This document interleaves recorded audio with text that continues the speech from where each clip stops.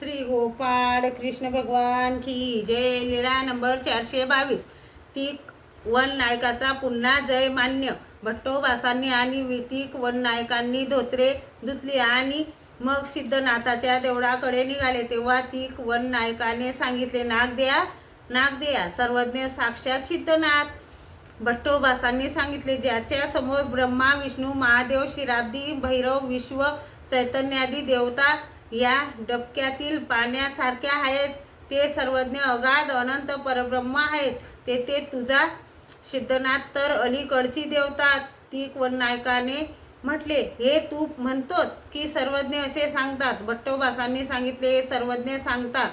तीक वन नायकाने सांगितले, जर सर्वज्ञ असे म्हणतील तर मी मुंडन करून धोतर फाडून उत्तरेकडेच निघून जाईल. तसेच दोघेही सर्वज्ञांजवळ आले, दंडते घातली, श्रीचरणा लागले. मग तीक वन नायक सर्वज्ञांपुढे सांगू लागले, जी मी या नागदेवाला असे सांगितले. नागदेव सर्वज्ञ साक्षात सिद्धनाथ.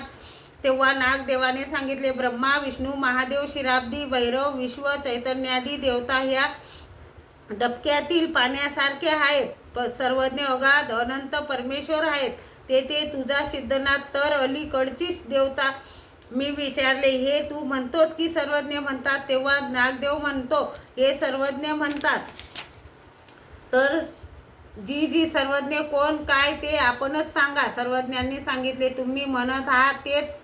यावर तीक वन नायकाने म्हटले, हो हा होय, मी तीक वन नायक असे म्हणून दंडोत थोपटले आणि दंडोत घातले, श्रीचरणा लागले, मग निघाले. तेव्हा भट्टोबासांनी विचारले, जी सर्वज्ञ सिद्धनाथ कसे? सर्वज्ञांनी सांगितले, अरे हा ब्रह्मा अभिमानू आहे. तो मुंडन करून धोतर फाडून उत्तर दिशेला जाईल, ते चांगले की आम्ही थोड्या वेळेसाठी सिद्धनाथ झालो, हे चांगले.